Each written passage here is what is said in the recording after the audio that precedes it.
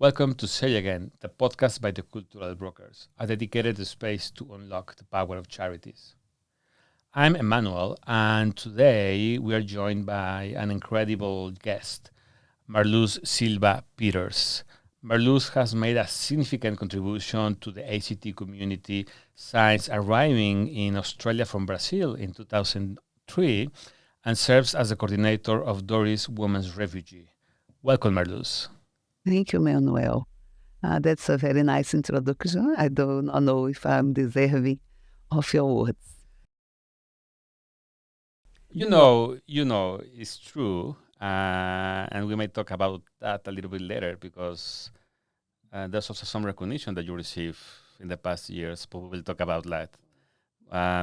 But Marlus, tell me something. Tourist Women's Refugee has been a lifeline for so many women and children. Can you start by sharing a story, something that stay with you during these years about the impact of this work? So that's a very interesting question. I have been living my daily life since I arrived in Canberra in 2003, working at the same refuge organization, Doris Women's Refuge. Completely exposed, living with women and children who have survived violence in relationships, particularly intimate relationships, particularly in the domestic context and in the family context, and sexual violence. So there are 21 years of my daily work with this population of women and children in not such a very big jurisdiction. So it's interesting to be asked from you and to be able to say a little bit of what my experiences have been. At Doris, you asked me what story I could tell you. I could tell you so many, particularly in regards to, you asked about difference that we have made in our work, in our refuge with women and children in Canberra, who come to us when they are homeless, when they have gone through a crisis, surviving that crisis often during that period, exactly when they are moving into our refuge, living a difficult situation. So because of that, we see from the start lives taken from their roots, many things left behind, and therefore we work with them for they live with us. We work with them in the capacity when they are accommodated or when they are in outreach support, which means they are accommodated elsewhere or staying elsewhere but need our support, and sometimes still in violent relationships, exposed to risks. So we do outreach on these situations too. So those women and children stay with us for a period of time, sometimes a longer period of time, depending on their capacity to cope and on the resources available in the community for them to move through more independent and long-term accommodation they can rebuild their lives. So there's a period of time that we do intervene as possible with women and with children. And so we do have a lot of stories to tell, and some very successful, as you can say, successful. These people are doing well, and I believe it's a success when people are happy and they are living full lives and they are in control of their own destiny and their own choices. So we do see people achieving this, and it's such a wonderful experience that really brings reason to be working in this sector.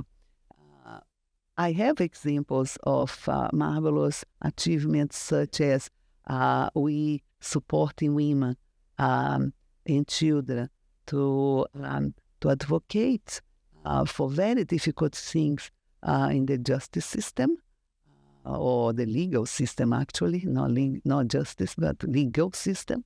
They navigating through courts, of course, particularly regards to parenting. Yeah. Disputes or arrangements. There are a lot of concerns there for me. It's a very difficult process for me. Yes. In other processes such as trauma and other very concrete, such as immigration, difficulties which impact on basic ability to survive, such as access to income and access to health care. So therefore, it's amazing when we are able to intervene with situations that are difficult, Yes. and that with our resources, and with resources that we obtain through contract with government, also with resources that we set out outside in the community to seek help, to fund programs that can benefit populations that such that need more of help than the standard. But in general, all cases are very significant. And it's wonderful to see, for example, situations where moms have been living in conditions of a lot of stress. Therefore, often children are not given the attention that they need. And sometimes they will arrive in our refuge, and in a little while we will assess them. We have a very committed program in attention to children. So we individually, we do see the situation of each child in the context also of the mother and the family and the reality of what's changing and the challenge. And it's very often that we will observe the need for attention to the child that have not been picked up by anyone, sometimes not even by schools, because the exposure that we have is much more intimate in the living arrangement, face-to-face. We see a not large environment, so we see very often, we are face-to-face very often, so we identify, we have the capacity to do that in our refuge. So we are an organization that is complex, that is professional, that demands a lot of skills, of diplomacy, of knowledge, of expertise. So it's very important that we recognize the domestic violence and family violence, the area that I work with, that can be done by anyone because it cannot. It takes a lot of maturity, it takes a lot of knowledge, of experience, of exposure, and of giving and listening and being accepting of your limitations to make choices, because the choices are not yours, but you are there to advocate and make some change. And then, but you mentioned the word crisis. What do you mean with crisis? Can you give us an example of that?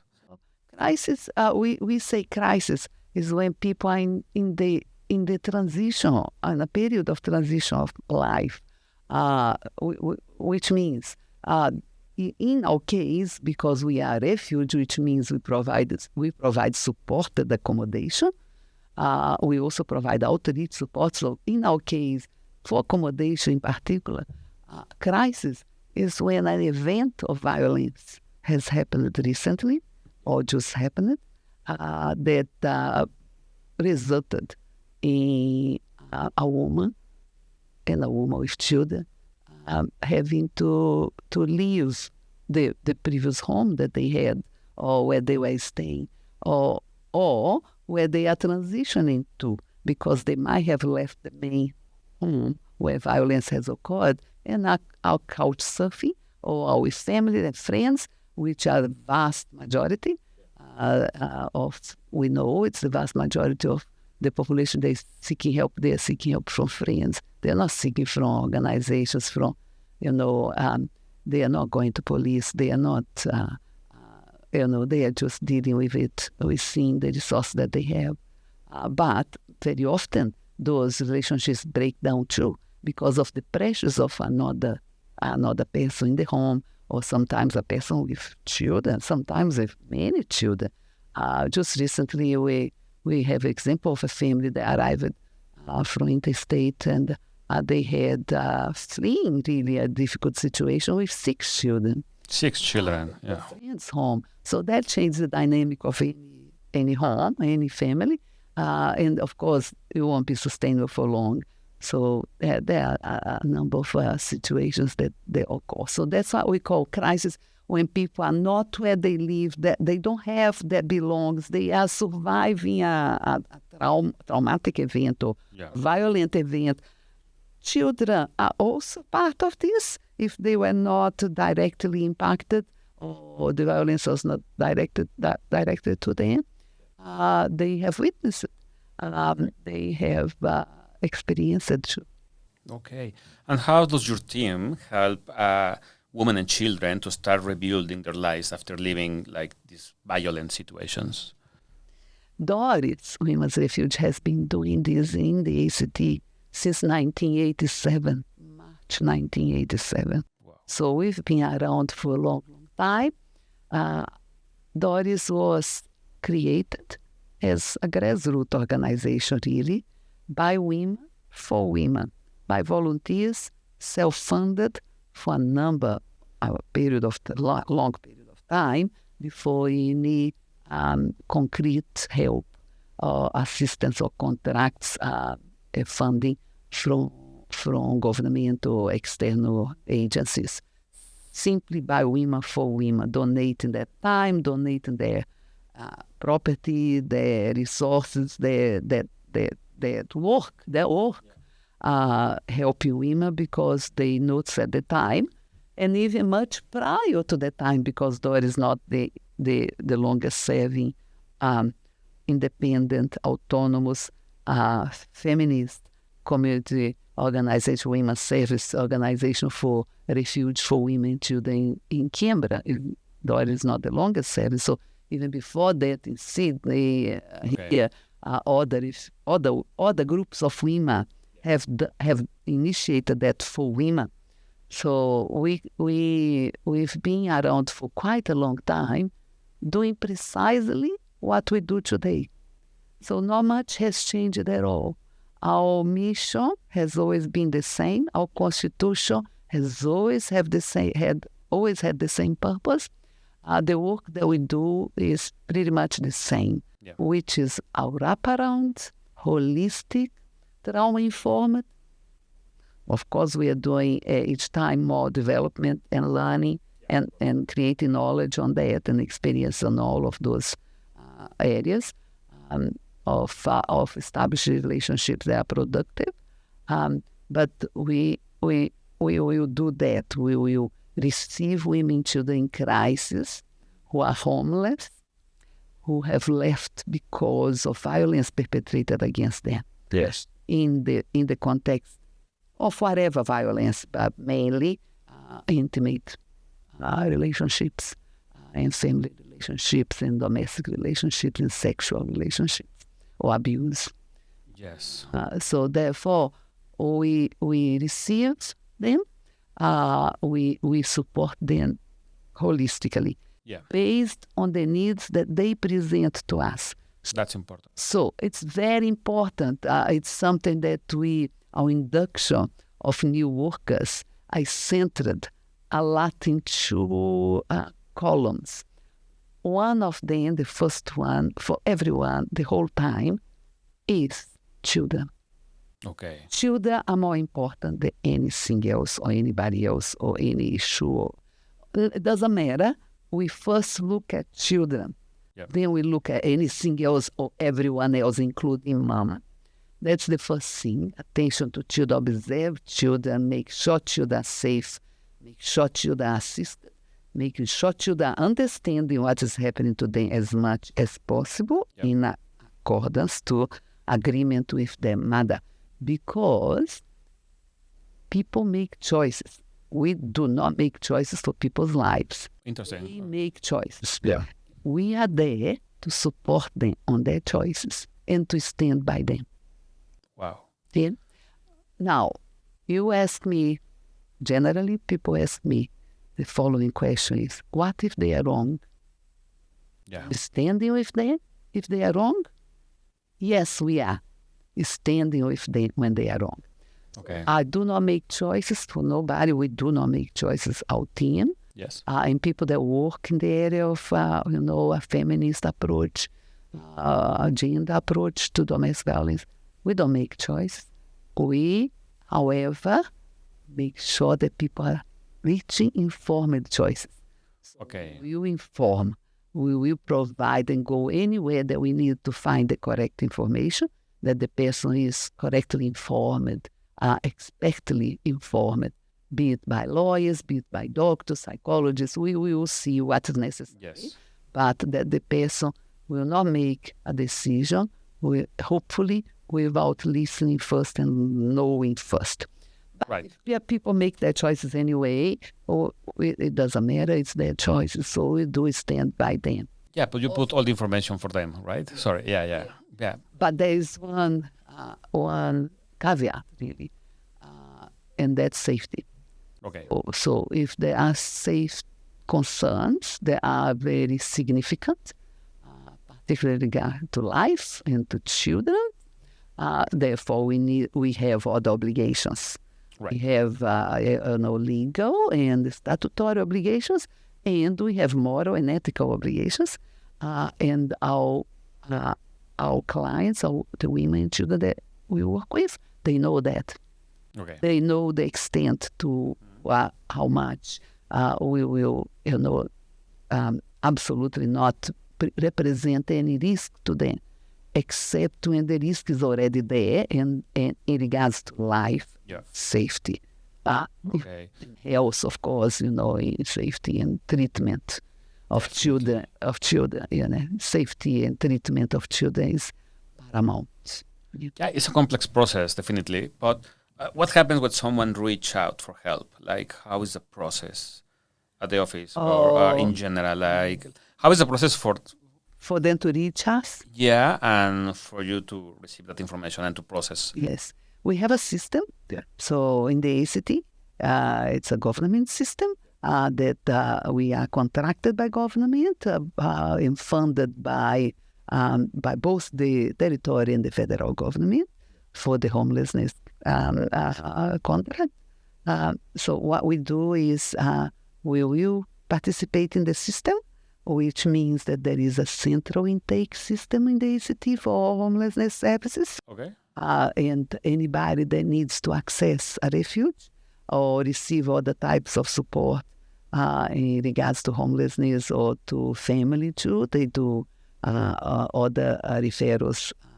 The central intake service also take referrals for other services in the system that support families. And that central intake service at the moment is called One Link. Okay. Yeah. So we anybody in working in the sector should already know or do know people in health area, in the hospital, the police, housing, other community organizations, other support organizations, large charities. They know that people need to call and register and explain what they need to One Link. Yeah. One Link will support them until, hopefully they will be supported with a provision of some sort of safety in terms of accommodation to do placement. That does not necessarily reach everyone in terms of knowledge. So many people do not know that One Link exists. Many people do not talk to other authorities or to health services or to schools. They just survive on their own. So they will find us. They can find us in the internet. They can see lists of that distribute around so many other services that do good service for the community, informing them what the resources are available with their phone number, so they will find a catalog or on the internet a contact for community service, and they will find a refuge. So when they see our name, that we are a refuge, because we actually never change the name Right. we have, which is Doris Women's Refuge. particularly because of the word refuge, because refuge is the key to it. With people that do not know the system and they are looking for help, they in Australia, they use the word refuge, so they will be looking for refuge. Or in the US, they look for shelter. Right. But they will be looking for that. And if they don't find that name, they find many organizations, they have other names, but they do not particularly say the word, explaining what the organization is about. They might miss out. So we do have a quite large number of people that call directly us, as they did in the past before the Central Intake Service became a reality in the city, because over many years, because I've been so long in the sector. So for many, many years, people just call directly all the refugees, and they would just seek their help directly. So we would hear the situation, the circumstances of the diverse people that would call us throughout time, every week, every day. But now we hear less, but we do hear of those that never heard that a Central Intake Service exists. They do not have contact with anything else. They just found our name and they want to talk to us. And sometimes that one contact is, if they're looking for accommodation, I'll need to refer them to a link, because one link. But sometimes it is that, but a relationship is also created in that phone call. It's very important, relationships of trust, when you're working with people that on the most intimate and the most difficult, challenging times in life, very often. It is a situation that's very challenging, having to leave home, not know, your belongings, having to deal with so many aspects of life. Employment, if you're employed, how you cannot go to work, or if you're not employed now, you don't have income because you depend. So we need to support to access income, or to get skills, to find employment. All of those aspects of life, we will work individually with each person. But what do you reckon is better? Like, which one will be your advice? To call directly to the refugees, or? It is, I mean, it's complex, but it's a complex question. I understand that the Central Intake Service is very important because it's a widespread, easy, one information to all. Homelessness, one phone number in Canberra, which is fantastic and it helps a lot of people. But I also miss, and I think people also miss out on the direct contact with specialist services, because they might know, or they might be in a situation with police or with the hospital or with a school. They will tell, oh, no, you need to call a link, let's call a link. And they call a link, and they are speaking to someone that in a community service, they will receive the best care, I'm sure, but they are not speaking to a domestic violence worker. Right. So, I understand. It's just... So this is in many aspects of the domestic violence area. It's not only in the intake service when people need help, but in so many other very relevant aspects of the whole systems dealing with domestic violence. The legal system, for example, the police system. An expert in domestic violence are not necessarily involved in giving to them domestic sexual violence beliefs in what they are thinking or assuming, or already making decisions without consulting. Especially in domestic violence, they will consult a doctor, they will consult maybe a psychologist, they will consult an engineer or other experts in crime examinations or investigations. But knowing that the vast majority of legal cases and violence are related to violence against women or violence by people that know each other. So why would you not consider that those that work specifically with this, day in, day out, have something to say, or can give you, or that other system, the clarity of what's happening, or the background, or the historical nature of what is happening, and the reasons for the reactions or choices of a woman are unspoken. Yes. Because we understand that, although they are unspoken, what is going through her mind, what consideration she's making. Right. We understand that women or those affected by domestic violence, sexual violence, young people, and children too, they are much better experts in securing their own safety than anybody else. The best psychologist, the best psychiatrist, the best expert in social worker, such as I am.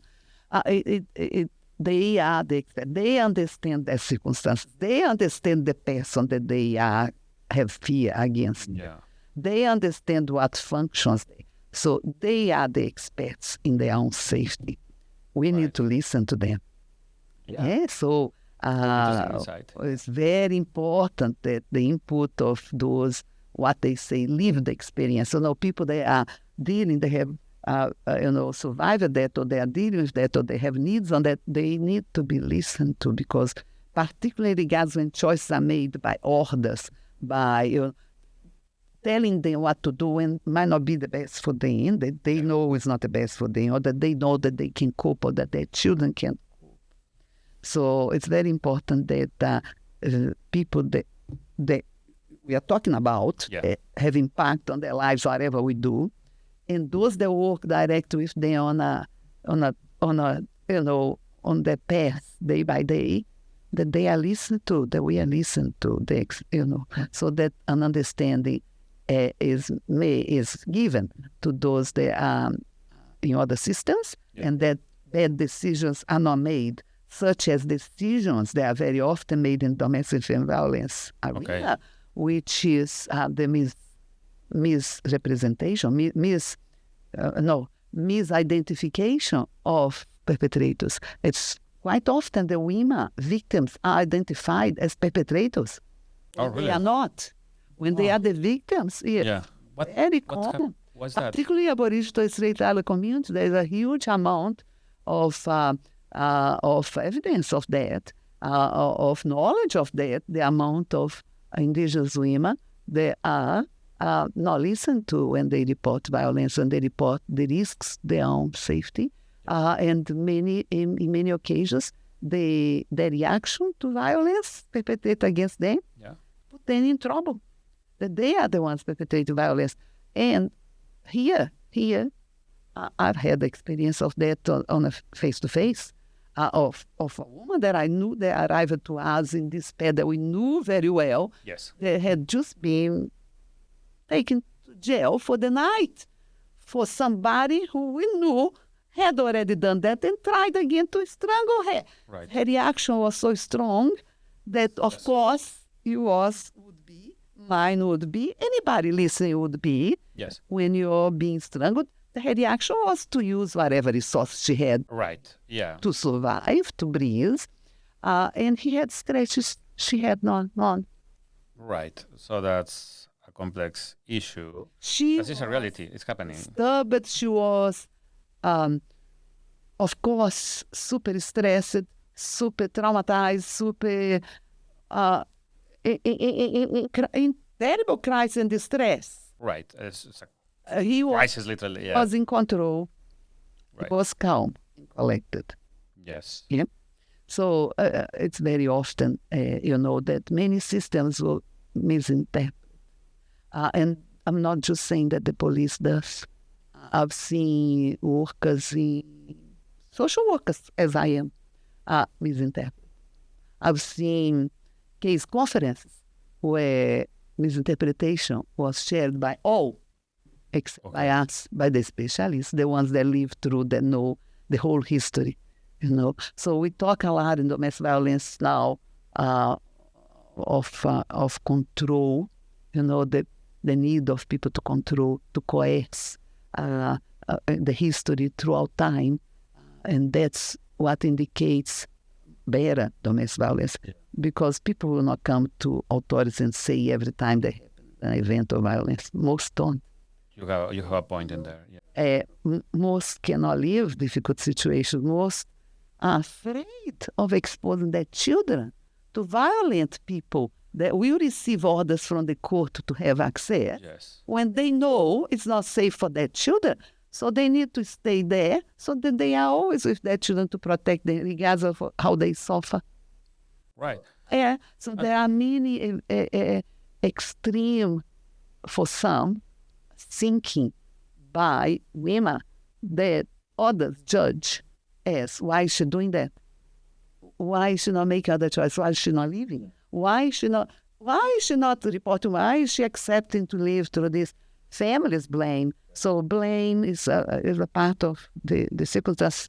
But strong women, like women, mothers, that are going through violence, that single mothers that live violence, that face that, the strongest people in the world, they know better what they can and cannot do and should not do for the protection of themselves and their children. And sometimes it's staying with the perpetrator. Okay. It's terrible, but it is the reality because they know what to expect if they go out for protection. Right. Might not occur, because it's not a stable result for everyone.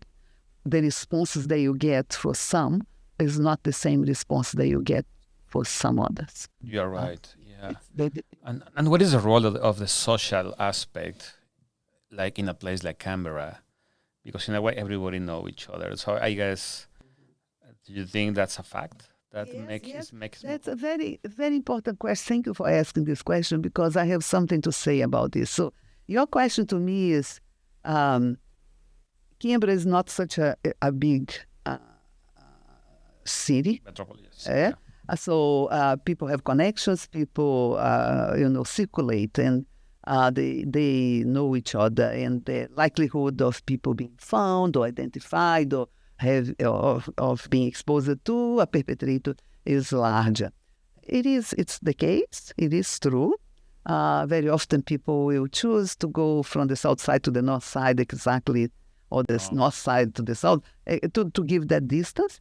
But people know those risks are there, here. For some, it's acceptable. Some will take measures to protect fathers, such as taking a family violence order, restraining order. There are family court proceedings if they are happening. Also, this can be addressed if there have been other charges in the criminal area that might be addressed if they were, the perpetrator has already had involvement because of that event or towards the victim with the justice system for assault or the charges or breaches or the charges. So therefore, that person might have other extra protection for herself. But for some, the risks are too high, and they want to leave the place, the town, the area completely. They need to go to a far place that nobody knows there. That hopefully the perpetrator will not know that they went there.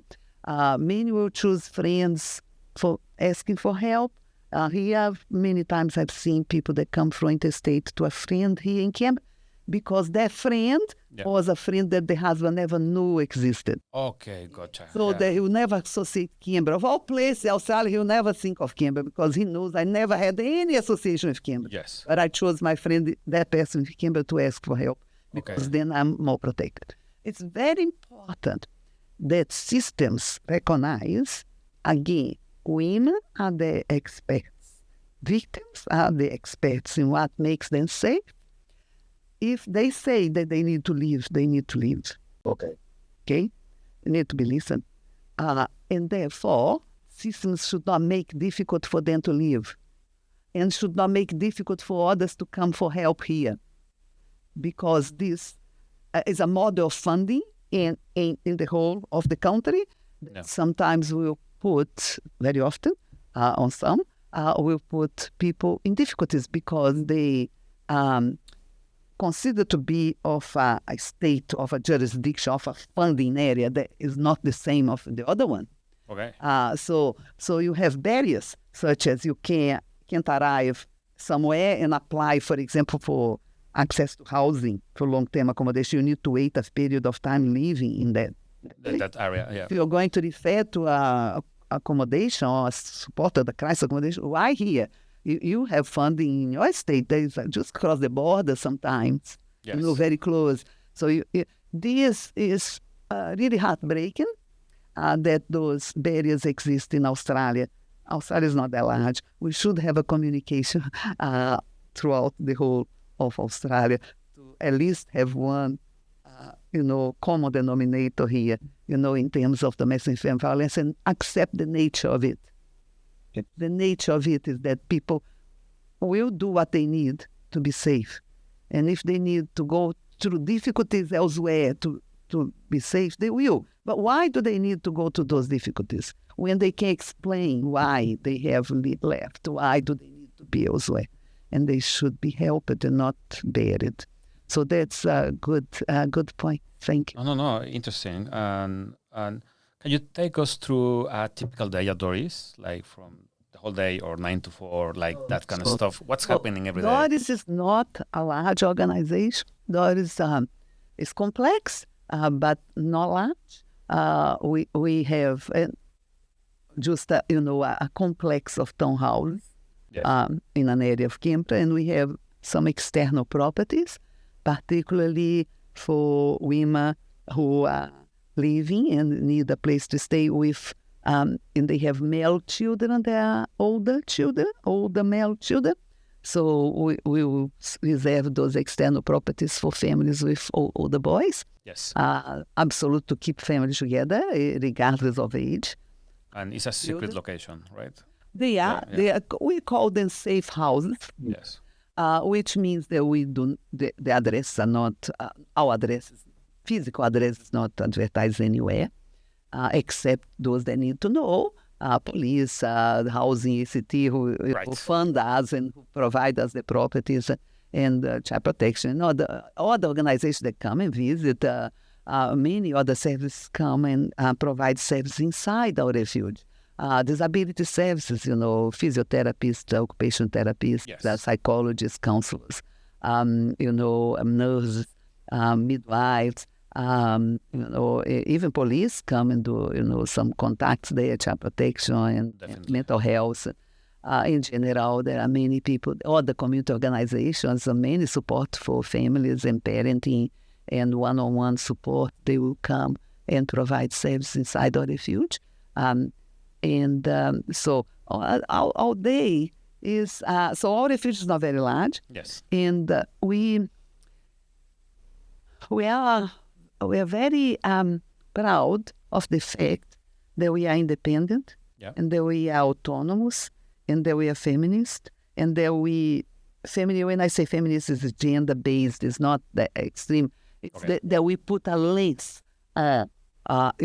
gender differentiations on social, placement of women, children, what they face, particularly women, of women in society. Right. So all the additional challenge and the model, the culture of violence against women is very old, particularly in Australia. And not only in Australia, but very old in Australia and very ingrained, not reducing, increasing. But we try very, very much to, because of that independence and autonomy that we have, and being controlled in terms of having one single purpose and having a small, relatively small, universe to work with, we give intensive support, intensive attention, and that means looking at cultural needs, religious needs, and culture in terms of the understanding of individuals, the language, all the other things that can progress lives for them, family life, children's lives for them. So because of that nature of what we do, we try to do best practice in the provision of service for women, children in domestic violence. And this is very well known, what's good practice in refuge work for women. It's very well known. It's very evidence-based. So large organizations, institutions, large accommodation places are not the place. Yes. When there are other beliefs associated with service provision by the organization, is also not positive.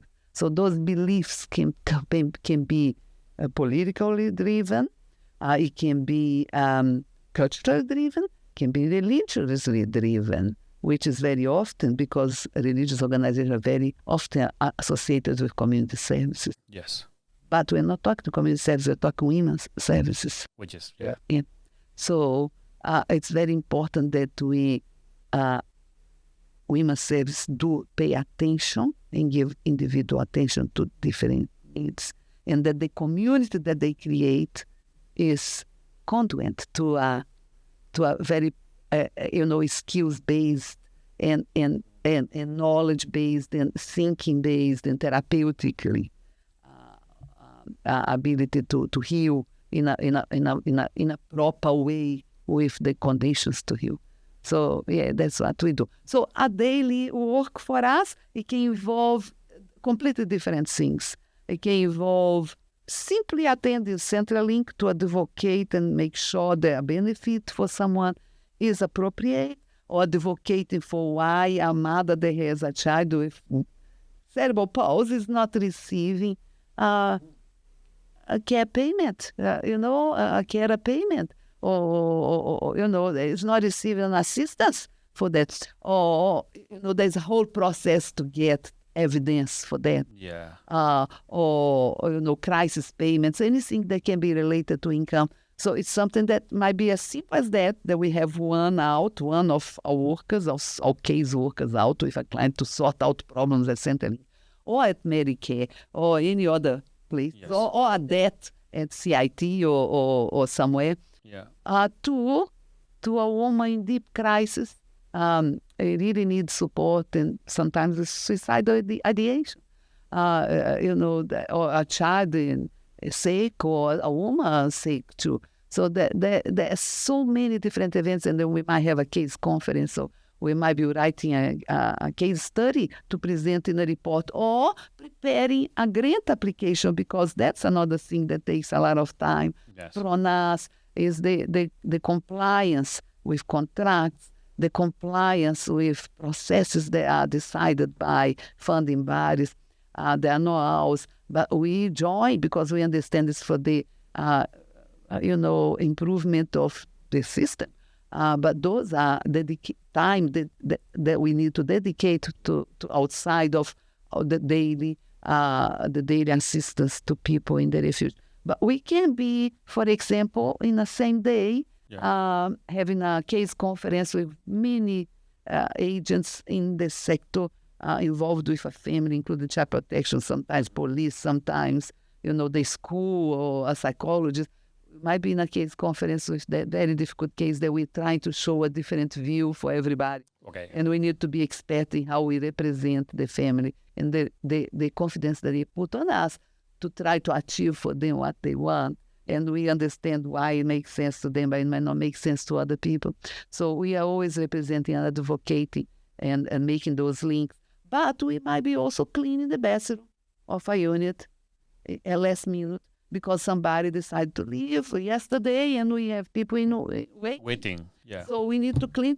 We cannot find anybody. And sometimes we don't have the funding to find somebody to come in. Which is another We thing. all go and do, in 2-3 hours, if we all go, we'll get a house done. So we can get somebody in straight away. Yeah. So, and that we all do. So it's a very dynamic work. I might be holding a child so the worker can have a conversation with a mom that is distressed or is speaking to a lawyer in the phone or doing a whole process of court by phone, inside our office. Or, there are many different events that happen each day. Yes. We do spend time seeking the resources that we need to be able to have the enough human resources and enough, in general, whatever is necessary for people to be applied directly to people's needs. Be it hearing aid, be it, because I know there's a program that she can get to the government, but that one, the doctor says is not good for her. Okay. The one that is good for the one that is $4,000, and she has absolutely no even income sometimes, or Centrelink, if she does not. So there's a number of things that we do all the time that in various areas, it might be, for example, while one is on the phone with, migration agent that we are paying to prepare an justify for renewal of a bridge visa because she's terrified of going back home with children, terrified. While next door, one is applying to have tickets for the children to go to the special Christmas party at the end of the year. Yeah. Or give it to get some vouchers for to go to the zoo, for example, with some children that never went, or an excursion to the coast because some never seen the sea, or it might be to get some laptops or Chromebooks or iPads or tablets or phones so that everybody has phones. Everybody at least one digital. Yes. How can you live nowadays with at least one digital device? Even if it's a phone, when you are a teenager and above, it's not possible. You need to have that level of communication and access to information. So we might be doing that, at the same time that all the complex things are happening at the same time. There's a lot of things happening during the day, but how do you deal with your emotions? Because there's a lot of stuff. You see, that comes with the expertise too. So I've been a social worker for many, many years. Yeah. I don't think I want to say since 1981. I have always exercised social work with the exception of 4 years that I was in research at the ANU when I first came to Australia before 2003, because I actually came to Australia before 2003. I came in 1998. Oh, okay. Yes, but I did not come to settle in Australia. Alrighty. I came to do a research project for the organization that I worked for in Brazil. Something similar? Huh? It was something similar? In social work. In the organization, At the time, when I first came to Australia in 1998, I had, for over 21 years, worked for an organization in Brazil in the social arm of a very large organization that represents the interest of large industrial factories, companies. Okay. The big city that I come from, we have a very large, both mining and industrial area, including cars like Fiat is there. Very large companies, Philips, many large companies. And they funded one organization that represented their interests in all levels, a very large organization. But that organization had a social arm. Okay. I worked in the social arm of that organization for 21 years. Okay. At the same time that I worked for the Department of Health in the state that I come from in Brazil. I worked for 21 years there too as a social worker. But in the company for the industrial organization that I worked for, they are the ones that sent me to Australia. Because at the time I had progressed to work in the health area, and I was the manager of workplace health and safety on the provision of service, not inside the organization. I was not the organization's occupational health and safety provider. I was the manager of service of occupational health and safety of workplace health safety provided to industrial companies because some were smaller. And then we provided the service. So we had a very large workforce. Yeah. I had already, prior to that, been the manager of women's health services for that organization. Okay. And that was on service provided directly on the industrial factory floor. gynecological services provided for women while they were at work. A range of services that are quite complex. Yes. Here in Australia, you want to perform in hospitals. Okay. After a long wait period for access to that test or that treatment or that intervention, there we did straight away in the factory floor. While people were at work and they would return to work soon after straight away. Yeah. So a huge amount of a very large program with huge amount of trailers, gynecological trailers. Yeah. The whole state in small towns, in big cities, in all factories. So many doctors, many gynecologists, specialists, many nurses and help and assistants. Yeah. So I was the manager of that program, and then I moved to Place Health and Safety. And at the time, we had an epidemics of I think here you call repetitive strain injuries. Okay. RSI. So that was industrial, not in office workers, but in electronic industries. Yes. Mostly very fine and repetitive work, assembling electronic devices by a very long line of production by women. Okay. Whole day.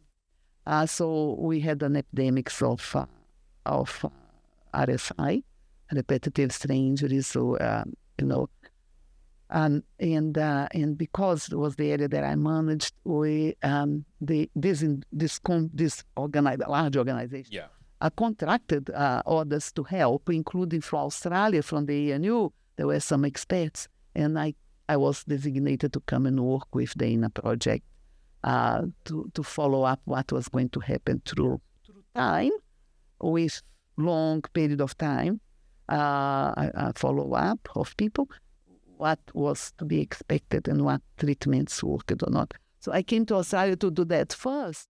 And with the exception of those 4 years that I stayed in Australia doing that research. It's just part of your experience. Yeah, it was a very large experience that I during that period I was not social worker. But otherwise, the whole life I have been social worker, including when I came to Australia. Even though I have not held the position, but I am a social worker. I cannot. I had already been social for 20. Yeah, I know. But and then I went straight to work in homelessness. Okay. So then you bring all this experience to Australia. I like to work with people. Yes. I do not cope with working in isolation or working in a research environment, or isolation. Yes. No, I don't. I need to be doing direct contact, face-to-face, and intervention and social work and programs that will change reality. Because you are a Mexican man, I'm a Brazilian, so we are Latin Americans. Yes. In social work, because I've been social work since 1981, I started 78, and I've lived social work all my life, and I absolutely adore the work, the skills that I have, the thinking that I have, because I acquired through this label, through these studies. I find it very phenomenal, the differentiation of what we consider to be social work in Latin America to what is considered social work in Australia. Okay. It's a dichotomy is tremendous. Yes. It's worlds apart. Right. So social work here tends to be much more clinical, much more analytical of individuals, of families, of intervention in families. In Latin America, social work is more community-based, is large, and it's to achieve many, and it's for social change. Yes. It's all to do with social change. Right. If you cannot achieve change, you're not doing your good work. You might assist individuals, you contact with individuals, but you're not focused on individuals. Right. You're focused on big changes, in questioning, in transformation. So that's the social work that I have learned, and the social work that I value. and the social worker Yes. that I am to have always and have been. And I think each time I try to be better, and I'm passionate about it. And maybe that's why I haven't retired after so many years working. I know. And I was very, very intensively, because I see the need for change. And we are people that question. Latin America people have always had to fight for access to a fair treatment, to a fair society, and we do that marvelously. We do that with so much courage. Yes. I recognize that, and I'm so proud of that, because I don't see that elsewhere. I don't see that in Australia at all. I don't see the strength for the change as we see constantly in Latin America. Right. There's not a single time that I visit Brazil that I don't participate In a way, in demonstrations, in events, to bring about knowledge, change, and big events, very large events, very public, very open, very on the streets the whole time, very present. So that's the social work that I'm always thinking that will achieve some change. In the domestic family violence area in Australia, after 21 years and seeing what we see now, that instead of improving is increasing, and instead of reducing is increasing. Incidence, the complexities and the severity, and the parts of the population so discriminated, even against this group, such as Aboriginal and Strait Island women, missing Indigenous First Nations women, not trusting with First Nations women, horrendous deaths of Indigenous women without any accountability. We do know that. We just had, it's impossible to deny, we just had result now of the inquiry in the Northern Territory of horrendous deaths. We know what happens in Queensland too, and throughout in the ACT too. ACT has a huge Indigenous population that are not well treated. They are in jail, they are in induced detention, they are homeless. So it's overrepresentation, And then you have the migrant and refugee women. Yes. Those that for years and years that at Doris, for us, we are very committed to the most needy, the ones that are most, not needy, but the most, what they like to say, vulnerable. Yep. The ones that are living through more difficulties, and the difficulties for them, the treatment for them is differentiated to the worst. So those are the ones that we really try to do the best for, because if not us, who? We are organizations that are completely independent. We need to do that. Yes. And we have always done, Doris has always been committed, as some other organizations in Canberra too. Yeah. So we saw the population years ago of women and children living in horrible circumstances in Australia, in Canberra, without income. Can go to Centrelink. It cannot go to Medicare. Living as favor and being poorly treated, or so much anxiety, so much stress, no access to anything, missing out is so much. Those children without participating in anything because they are buried because of a visa. A visa that is not resolved for years and years and years. We are still there.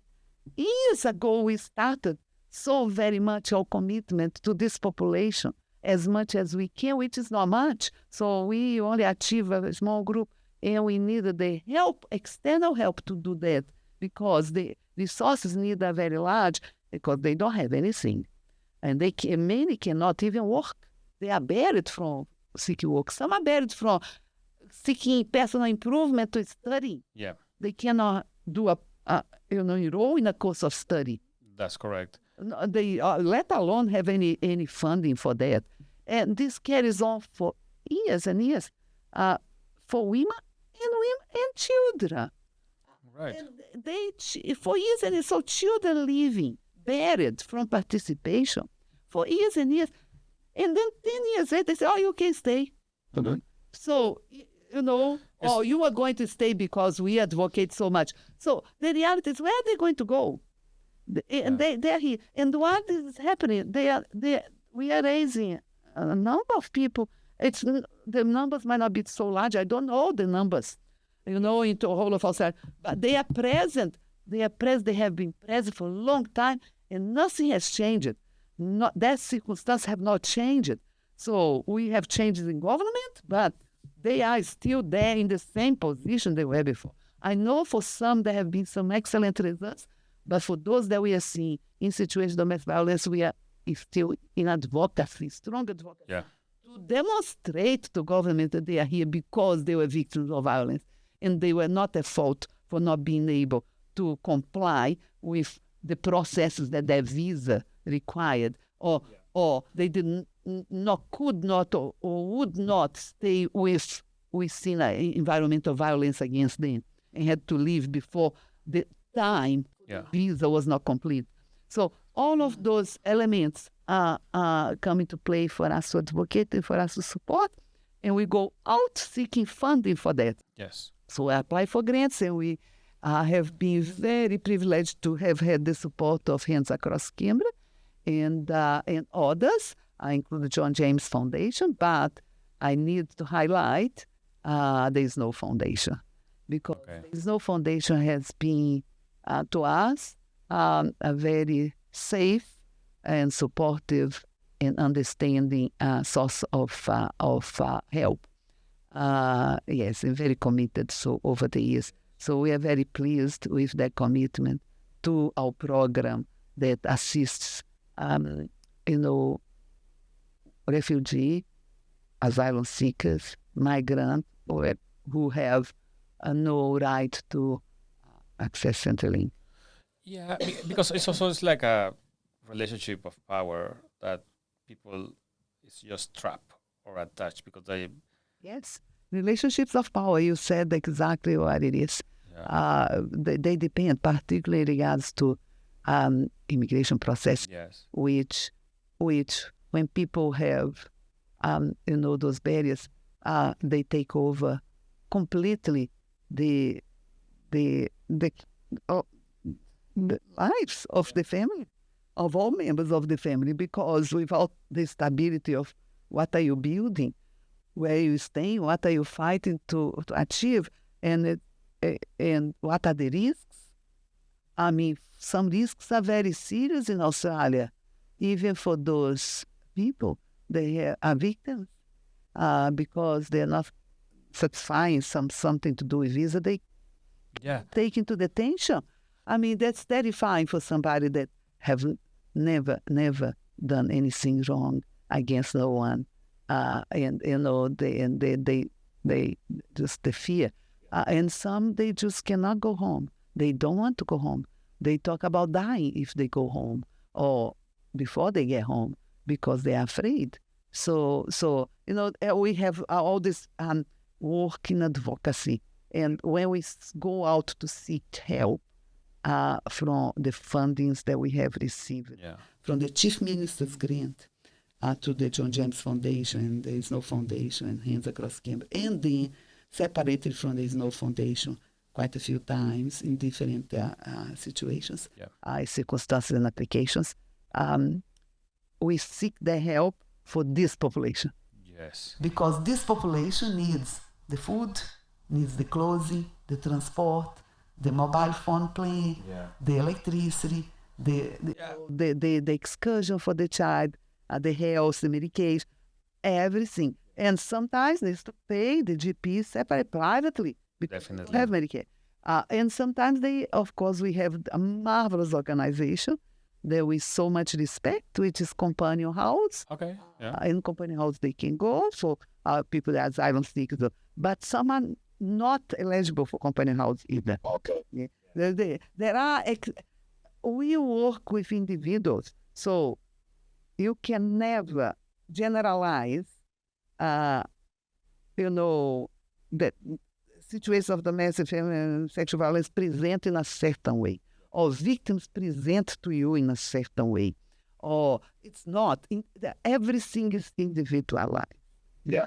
I also want to say something very important because I work in domestic violence, it's very important that I say this because it's very often that you hear people associating domestic family and sexual violence with drug use, alcohol abuse. Can I say that it's not? It's not an interesting insight. It's not. It's not a causal. They are not. They might be aggravating factors. Yes. But they are not the reason why people are violent towards women. Men are violent towards women and children. It's not because they use alcohol, because they use drugs. Not. Yeah. So can we stop saying this? It's about gender. It's about control. It's about relationships. It's about control. It's about ownership. It's about culture. It's about gender differentiations. Yes. It's about cultural view of women that men in Australia have. They need to change because it's ingrained. And that's that entitlement. Yeah.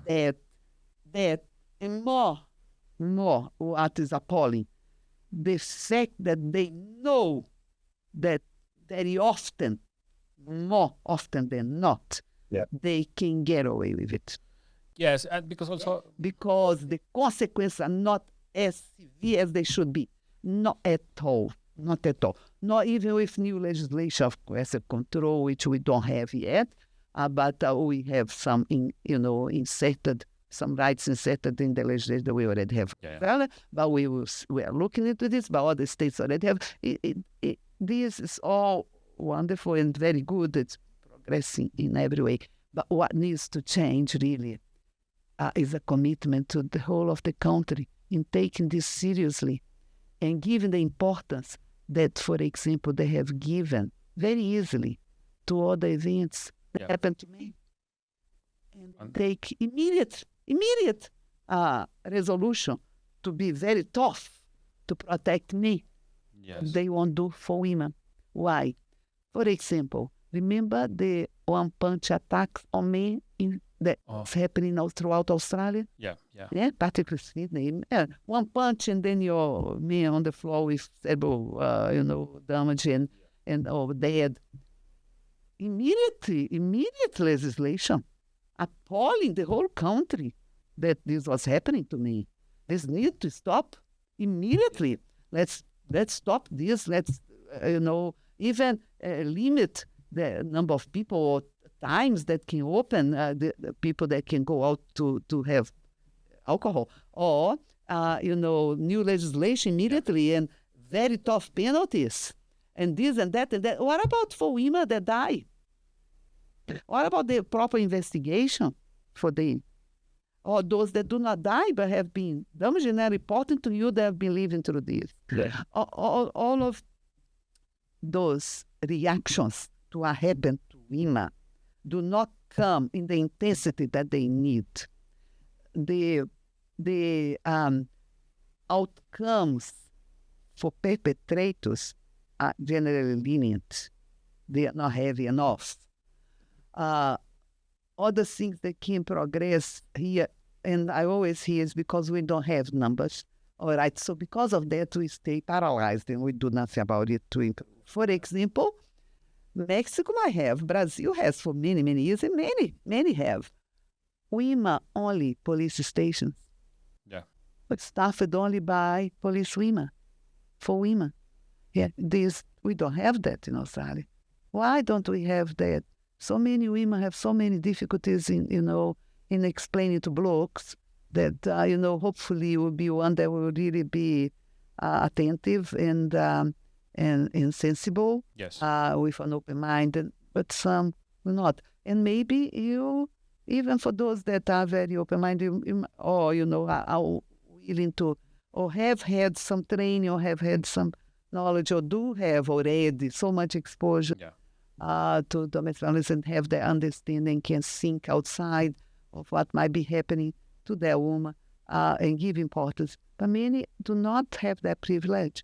They are not very well listened to. We do know the Aboriginal Torres Strait Islander women are not very well listened to. We do know the refugee migrant women are well listened to.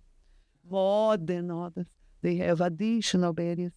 So it's not because they are more victimized by family domestic violence. We all are. Yeah, the rich one is true in Red Hill or in whatever other very fancy suburb. They are too. So it's not. But for some, the difficulties are much higher. The challenges are much higher than for some. It's always difficult. It's not easy, but for some, the needs are higher. So just very important to know that what makes this happen is control by me over women and children. So that's why it's not the alcohol, it's not the drug. It's not. Yes. It's that can aggravate. Of course. Yeah. And does aggravate. Does aggravate, for example, in days of big sporting events. This can happen. More domestic violence events might happen. But sometimes it's easier to say, like, it's the drugs or it's the alcohol or it's another factor, Sometimes, and I remember the other day you told me a story about this guy that he was pretending to be the perfect partner in the world or whatever, and to have a position that he actually did not have. Yes, and he brings someone to Australia, then everything changed, and I was in shock. Can you share that, because it's shocking event, and actually I know the case that you are referring to without giving any details, but it's because it's a well described case already, because it was so appalling, and it's a case that came to us at the time, and there is the person and her children are very well today, because they were already, when they came, very skilled, highly skilled people. Yeah. But even though they were very highly skilled people, they were submitted to horrendous violence here by people that lied to them, by men that lied to them. Yeah, yes. And that they did not know that that person had lied, and they reported without knowing they were reporting by writing a statement that they were asked to write about their lives and why they would come to Australia and what they planned their lives. A statutory declaration and a statement about their lives and the reasons why they were coming here and the circumstances by the Department of Immigration. So they wrote that at the request of the Department of Immigration, telling their side of the whole story and why did they want to come and justify why. And in that statement, they clearly write what they believe they were coming to Australia. Okay. Find. Which was completely wrong. It was the opposite. So they had been lied to. They did not know they had been lied to, so they wrote the truth, which they knew, which was the lie, in a declaration of the Department of Immigration.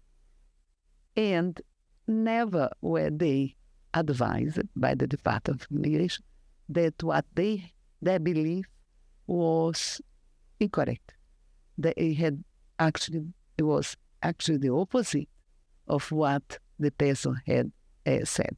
So it was about somebody misrepresenting against the word himself as being having a position, having had a position in the past, professional, and having now another profession, a active profession that they declared that they had, of an authority in Australia. Yeah. He was pretending that. Yeah. In both the past profession he had and the current profession that he declared to have, both were positions of high authority in Australia, Okay. of high authority, of power. And she wrote to the Department of Immigration, had believed that those two professions of that person were the real professions that he had. They were not. That person had never been the authority that they claimed to have been in the first position, had never even worked in that area at all, ever. Yeah. Have never worked in those institutions. That institution, be large institution. Yes. And the other, the current one, the person had a conviction for impersonating Yes. that authority. Oh my God. So he already had that, and then And he lied to her, sorry, and to the government also. Like, So this woman, she unearthed her life and her children's life in another country, her profession, she was highly skilled. yes. She left everything to come here to ally, To everyone, like to to the system. and to exposure to enormous violence Yeah. that she could not cope for 3 months. Less than 3 months, it was so extreme Yes. that without not even knowing the environment or resources or anything at all, she went to the streets to ask for help. Sure. Yeah. So this case actually has been described in a research project and report by the Australian Institute of Criminology. Okay. A few years back, they were doing some work on human trafficking through marriage. Okay. That's another level. It's like, That's another level, and that exists in Australia, and there are research reports by the Australian Institute of Criminology, or the research that work on this. yeah. So human trafficking through marriage. So that was the project, and that's why this case came to. I had reported on this case. Okay. Right. And then they picked up this case, and they gave a lot of importance to this case. Definitely. So They even had actually a presentation here in Canberra after they wrote their project. The research project was yeah. completed, and they had already published a report from the Australian Institute of Criminology or Human Trafficking Through Marriage. They did a presentation here in Canberra that I attended. Yes. And the room was packed with public servants and many others in the immigration area. And Yeah. people were, they were really, really shocked with this case because it had a very direct implication Right. on family's life. But that's And that was, it was not picked up by the process Mhm.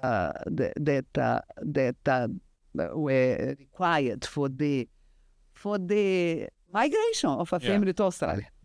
Oh, interesting. So that's public. So if someone wants to know more about that, they can just search for that on the internet, and they will find the whole story. Yes, the case is described. Yeah, Wow. and they will be able to see other details that I will not say here. Yeah. Profession, what but it has been described already. There is a report. Yes. Inside the report, there are some cases, and this is one of the main cases. And now the demand of these services is that you're increasing in Canberra. Is that happening? The demand of these services? Yes, the demand throughout Australia, we do know that after COVID, there has been, at first we thought that was just the level of severity of the violence perpetrated against women and children. So the severity of injuries or the level of violence and also the occasions, the frequency, Yeah. and some new behaviors that did not present before, such as there were some physical assault but never strangulation, and then Yes. the strangulation, some severity levels have increased after COVID. And we thought because people were at home a lot, exposed a lot to the same people, so relationships strained maybe more. But with time, we all know that the incidence has also increased. Why do you think this is happening? Why? Emmanuel, it's complex, but it's very ingrained in the cultural fabric. Sometimes, people that you relate to are not, the majority of the representatives of the electorate or the inhabitants more likely of the country. So many have that belief that women have a place and women may have another place. And should so that and I know, I think also the fact that violence is present in our homes to a high level. We just learned recently from the maltreatment study of children, exposure to violence in Australia was recently. 49% of Australian children under 18 have been exposed to domestic violence. That's a lot. It's a huge number. A huge number have been sexually abused, like to the level of 30% have had an event or 20-something. Yes. So those are levels that are staggering. Yes. You have a whole society where half of the children growing up having experienced violence where they should be felt more safe, which is their home with their, where they're supposed to, or with their parents, or with one parent, or domestic people that live with them, their family, in their home. 49% exposed to domestic violence. This is staggering. If we are not going to do for women, can we do for children? Can we do for us in the next generation, for our children in the next generation? Because our children might not be now. You have a baby in your home, your child is not going to be raised with that exposure, with that stress, with that. We know the consequences also of that. Yes. Of the experience. It has long-term consequences, various areas, and it costs a lot of money. Right. To the systems in the future, the people cannot cope, people cannot work, or people are affected by mental illness, or make poor choices, or unstable lives because of the exposure to the level of stress and the violence and the maltreatment that they had. So if your child is not one of those children, and is not, that doesn't mean he's not going to partner with someone that is, because half the population is. Half, yeah. He's going to go to school with people. He's going to have friends. He's going to go to the home of those in a birthday party or for a sleepover, if you allow. There's a number of things here that you cannot avoid, that this is going to be part of the society that we live in, which is a society that can be more violent, because people exposed to violence can be violent. Yes. They can perpetuate that, they can, that intergenerational, a pattern will be endless. There is not a position that is strong enough from the country that this is unacceptable, and the measures will be taken totally to a level of expenditure that we are doing by buying submarines. Yes. But we don't do that for women and children, and all of those living, the children, the half of the children of Australia live with violence in the home. Why are we not doing that? So there's a lot of ground to go further here, to have a different society. It needs to have a different society, because, we stand, I think that by having the experience of migration, that I hope there's some value, because because for me, it has, I hope it has some value in the views of Australians because we bring a lot. You are right. We bring a You are lot. adding value, that's for sure. So it's not an easy process to migrate, to adapt, to be here, to have a separate life sometimes, Yeah. That we do, and manage different realities. We bring a lot. And when we do bring this amount of showing, that things need to change here because we can see that it's standing. Yeah. Because Australia is a small country in terms of population. Australia has resources for the small population. Yeah. If the population was much larger, maybe the social fabric would come a bit more undone faster.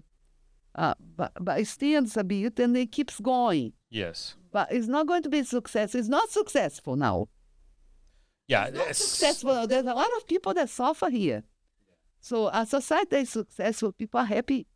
So all those measurements, the Australia is one of the countries. Canberra is one of the most happiest cities. Yet to whom? Because there are many that are not happy. And we know that 49% of children have lived with violence or have been exposed to violence.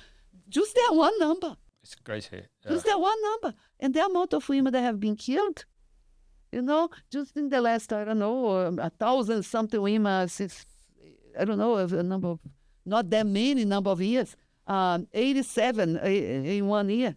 Yes. Those are the ones that were classified. There are many that are not. There are many that are suicides that we don't know. Right, yeah. And that there might be a very strong link of women suiciding with violence. It seems that we not well researched yet, but other area for research here.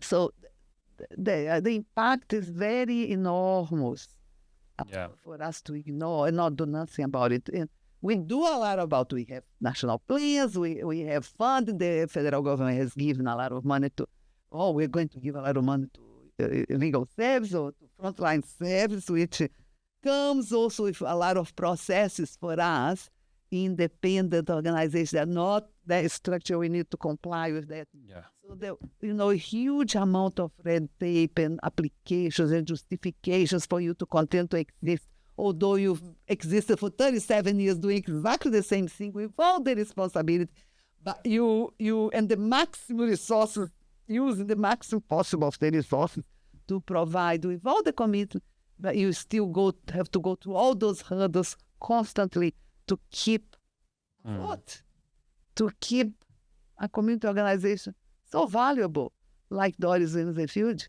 The grassroots has been here, does serious work with not much money for a lot of people, and in complex problems, and attain good results. There are many people that live very positive lives, and that's the pay I get. Okay. I have people seeing people well, seeing people, in a complete different life. Yes. Some people will refer to me and say, when you told me my life would be different in 1 or 2 years, I never believed you. Yeah. My life is. It is now, yeah. It is completely different. I'm so happy. My children are happy. We are happy. We are, it's so important that work for the country is one family that is standing alone and is going to do well. One family that was mom learned the skill, mom found the employment. Children were assisted with what they needed to understand their situation to heal with. Mom was assisted, so they are healing well. Yes. Processes are addressed, and hopefully we're not very stressful for them or with a very poor outcome, such as when we had the presumption of shared parental responsibility in separation for children, which was an absolute disaster. Yes. As was another program, because that one was from John Howard, but then there was another one from Labour government, from a woman in Labour government. Okay. That also did wanted women, parents, single parents, to go back to work as a condition to continue to receive parenting payment. Okay. So that period was dark and was by Gillard. She regretted having done that, but she did. Yeah. She did on the same day that her very important speech and response to male politicians was made in Parliament. Okay. I'm not going to be lectured by you. But on the same day, she unfortunately placed a lot of single moms in hardship and in pressure from the system for years and years, having to comply with everything just to have the right to raise their children in peace. So there are a number of policies that come, they are disasters. Those were true, they were complete disasters. And the shared parental responsibilities was one of them. Thankfully, there have been some changes recently. So the courts have a bit more ability to look at the interests of the child, of best interest of the child first, which should be for making decisions of parenting. So women are dealing with all those difficulties too, and families are dealing with all those difficulties too. So it's a lot. So, but when they survive all of that and they achieve a stable and new life, and we participated in that a little bit. Yeah. We always discuss this in our team, that the difference we make is like a grain of sand on the beach. But if it's a positive one, it's a shiny one. Yeah. We're doing it with all the commitments. Yeah. And sometimes some people say, no, you've given me the whole beach. I've had people many times, Emmanuel, we deal with a lot of people that are very isolated. Yeah.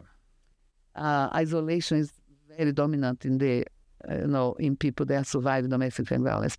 And people that are migrant and refugee too, simply because naturally they don't have many natural linkages here with relatives and family and long friends, because they didn't come here with they don't have a history here before. Yes. No, but what I'm saying is like, there's a whole beach, but you and your team are changing the life.